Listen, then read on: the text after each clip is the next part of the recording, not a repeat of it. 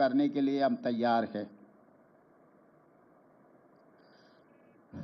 Media మిత్రులారా, మీకందరికీ తెలుసు 100 సంవత్సరాల నుంచి ఈ దేశంలో 1931 బ్రిటిషర్స్ ఈ దేశాన్ని పాలిస్తున్న సందర్భంలో ఈ దేశ జనాభాలో ఉన్న వాళ్ళ కులాల వారీగా వివరాలు సేకరించడం జరిగింది.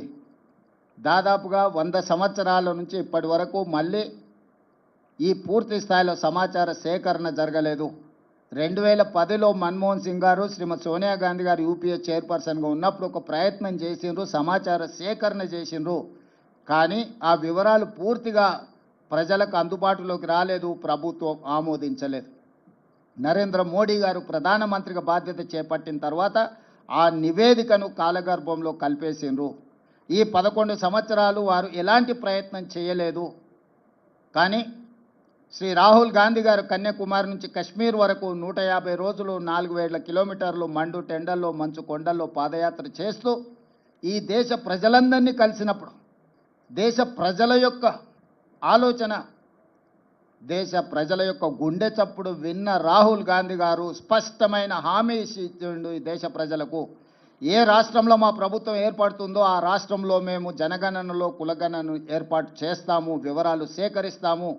అదేవిధంగా కేంద్రంలో కూడా మా ప్రభుత్వం ఏర్పడిన ఎంబడే జనగణనలో కులగణను కలిపి సమాచారాన్ని సేకరించి ఇది ఈ సమాజానికి సంబంధించిన ఎక్స్రే, ఈ ఎక్స్రే ద్వారా వాళ్ళు ఎంతమంది ఉన్నారో అంత వాళ్లకు నిధుల విషయంలో నియామకాల విషయంలో న్యాయం చేస్తామని రాహుల్ గాంధీ గారు హామీ ఇచ్చారు. ఈరోజు రాహుల్ గాంధీ గారు హామీ మేరకు తెలంగాణ ప్రజలు కాంగ్రెస్కు ప్రభుత్వాన్ని అందించడం జరిగింది. రాహుల్ గాంధీ గారు సూచనలు తీసుకుంటూ తెలంగాణ రాష్ట్రంలో కులగణను విజయవంతంగా ఎలాంటి వివాదాలు లేకుండా, ఎలాంటి తప్పులు లేకుండా ప్రతిపక్షాలను, అదేవిధంగా అందులో భాగస్వాములను, అదేవిధంగా ప్రజా హక్కుల సంఘాలను అందరిని కూడా వాళ్ళ అభిప్రాయాలను సేకరించి ప్రశ్నాపత్రాన్ని తయారు చేసి చట్ట పరిధిలో రాజ్యాంగబద్ధంగా ఈ వివరాలన్నిటిని కూడా సేకరించి ఈరోజు దేశానికే ఆదర్శంగా నిలబడ్డం.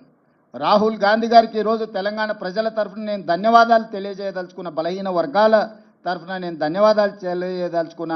ఈరోజు పెద్దలు కేశవరావు గారు, హనుమంతరావు గారు, మధుయాస్కి గారు, పొన్నం ప్రభాకర్ గారు, అంజన్ కుమార్ యాదవ్ గారు, చాలామంది మిత్రులు, షబీర్ అలీ గారు, చాలామంది శాసనసభ్యులు, వీళ్ళందరూ కూడా నన్ను అభినందించడానికి వచ్చిండు. ఈ అభినందనలు నాకు కాదు, రాహుల్ గాంధీ గారికి చెందాలి. వారి ఆలోచనను, వారి సూచనలను తీసుకొని తెలంగాణ రాష్ట్ర ప్రభుత్వం ఈ కులగణను చేపట్టడం జరిగింది. స్పష్టంగా, పారదర్శకంగా, అత్యంత భద్రంగా ఈ వ్యవహారాన్ని మొత్తం ప్రభుత్వం ఒక ప్రతిష్టాత్మకంగా తీసుకొని అమలు చేయడం జరిగింది. ఇందులో మంత్రివర్గ ఉపసంఘం group of ministers Uttam Kumar Reddy గారు, బట్టి విక్రమార్క గారు, సీతక్క గారు, అదేవిధంగా శ్రీధర్ బాబు గారు, పొన్నం ప్రభాకర్ గారు అందరూ కూడా ఇందులో అధికారులతోని చీఫ్ సెక్రటరీ నుంచి ఎన్యూమరేటర్ల వరకు దాదాపుగా 150,000 మంది భాగస్వాములు అయ్యి దాదాపుగా 90 రోజులు నిరంతరం పనిచేసి ఈ విజయవంతంగా ఈ నివేదికను తయారు చేయడం జరిగింది. ఆ తర్వాత అసెంబ్లీలో తీర్మానం చేసినాం, 2 తీర్మానాలు చేసినాం. ఒకటి, జనగణనలో కులగణన కేంద్ర ప్రభుత్వం తక్షణమే చేపట్టాలి. అదేవిధంగా బీసీ రిజర్వేషన్లను 50% పరిధిలో నియంత్రించడం కాదు, ఈ 50% పరిధిని దాటి రిజర్వేషన్లు పెంచాలి. అందులో 42% బీసీలకు రిజర్వేషన్లు ఇవ్వాలి అని మేము శాసనసభలో తీర్మానం చేసి కేంద్ర ప్రభుత్వానికి పంపించినాం. కుల సంఘాల మద్దతు జంతర్ మంతర్లో కేంద్ర ప్రభుత్వం మీద పార్లమెంట్ జరిగేటప్పుడు ఒత్తిడి తీసుకురావడానికి రోజంతా ధర్నా చేసినాం. జాతీయ స్థాయిలో ఉన్న రాజకీయ పార్టీలు, దాదాపుగా 16 పార్టీలకు సంబంధించిన ప్రతినిధులు ఆ నిరసన కార్యక్రమంలో పాల్గొని సంపూర్ణంగా మాకు మద్దతు ఇవ్వడం జరిగింది. ఈరోజు ఈ ఒత్తిడి మేరకు కేంద్ర ప్రభుత్వం నరేంద్ర మోడీ గారు నిన్న జనగణనలో కులగణనను చేర్చుతామని నిర్ణయించారు. ఈ నిర్ణయాన్ని స్వాగతిస్తున్నాము. ఇక్కడ రాజకీయాలకు తావు లేకుండా కేంద్ర ప్రభుత్వాన్ని అభినందిస్తున్నాము. అయితే ఇది అమలు చేసే క్రమంలో తీసుకోవాల్సిన జాగ్రత్తలు, నిర్ణయించాల్సిన సమయం అనేది అత్యంత కీలకము. ఈరోజు ప్రధానమంత్రి గారిని నేను అడుగుతున్నా, మీరు ఎప్పుడు మొదలు పెడుతున్నారు, ఎప్పటిలోగా జనగణన కులగణన చేర్చి పూర్తి చేస్తారో మీరు తేదీలను నిర్ణయించండి. అదేవిధంగా ఇది అమలు చేసే క్రమంలో మీరు తీసుకోబోయే నిర్ణయాలు, అమలు చేసే ముందు వచ్చే సవాళ్లను సమస్యల్ని ఏ విధంగా అధిగమించదలుచుకున్నారో మీరు అన్ని రాజకీయ పక్షాలతో చర్చించండి.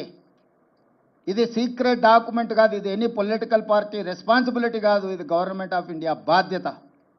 కేంద్ర ప్రభుత్వం ఒక నిర్ణయం తీసుకొని ఒక విధానాన్ని తెచ్చినప్పుడు అన్ని రాజకీయ పార్టీలతోని పార్లమెంటరీ వ్యవస్థలో భాగస్వాములైన ప్రతి ఒక్కరితో చర్చించి వాళ్ళ సూచనలు తీసుకోవాలి. అందుకే నరేంద్ర మోడీ గారికి సూచన చేస్తున్న గ్రూప్ ఆఫ్ మినిస్టర్స్తో ఒక కమిటీ వేయండి, ఆఫీసర్లతో కూడుకున్న ఇంకొక ఎక్స్పర్ట్స్ కమిటీని వేయండి. గ్రూప్ ఆఫ్ మినిస్టర్స్ రాజకీయ పార్టీలతోని, అదేవిధంగా స్టేక్ హోల్డర్స్తోని, అదేవిధంగా సివిల్ సొసైటీస్తోని చర్చించమనుండ్రి. వాళ్ళ నుంచి వచ్చే సూచనలను, వాళ్ళ నుంచి వచ్చే సమస్యలను, ప్రశ్నలను ప్రభుత్వం వివరణ ఇవ్వడం ద్వారా పారదర్శకంగా ఈ ప్రక్రియను ముందుకు తీసుకెళ్ళవచ్చు. ఇదే కాకుండా ఈ అధికారులు వివిధ రాష్ట్రాలలో గతంలో జరిగిన అనుభవాలను వాళ్ళు తిరిగి తెలుసుకోవాలి, అక్కడి నుంచి సమాచారాన్ని సేకరించాలి. తద్వారా ఈ గొప్ప కార్యక్రమము ఎలాంటి వివాదాలకు తావు లేకుండా పూర్తి చేయడానికి అవకాశం